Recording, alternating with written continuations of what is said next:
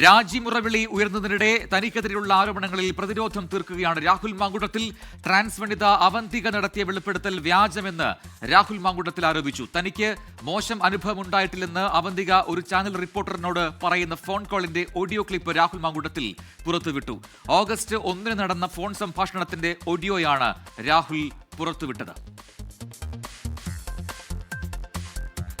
റിപ്പോർട്ടറാന്നല്ലേ പറഞ്ഞ, അപ്പൊ അത് സംസാരിക്കേ, നിങ്ങളിങ്ങനെ എല്ലാം മറച്ചു വെച്ച് സംസാരിക്കേണ്ട ആവശ്യമില്ലല്ലോ. അല്ല, ഞാൻ കാര്യം പറയാം. ഞാൻ പറയുന്നത് ശ്രദ്ധിച്ച് കേൾക്കുക.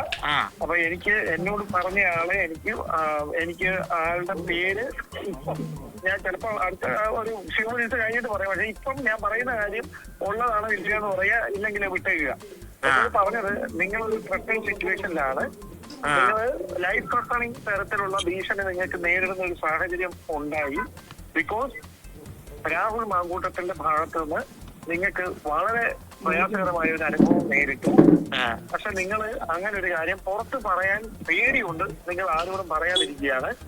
അതിന്റെ ചാറ്റും മറ്റേ ഫോൺ റെക്കോർഡ്സും എല്ലാ സംഭവം നിങ്ങളുടെ സ്കൈപ്പിലാണ്.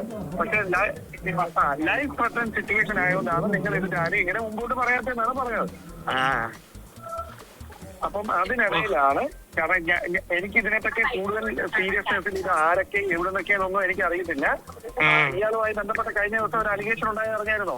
പോലീസിലായിട്ട് കംപ്ലൈന്റ് പോകാനും അല്ലാതെ എന്റെ പാർട്ടി വഴി കംപ്ലൈന്റ് പോകാനും എല്ലാ അവസരങ്ങളും സമൂഹത്തിലല്ലേ നമ്മൾ ജീവിക്കുന്നത്. അപ്പൊ എനിക്ക്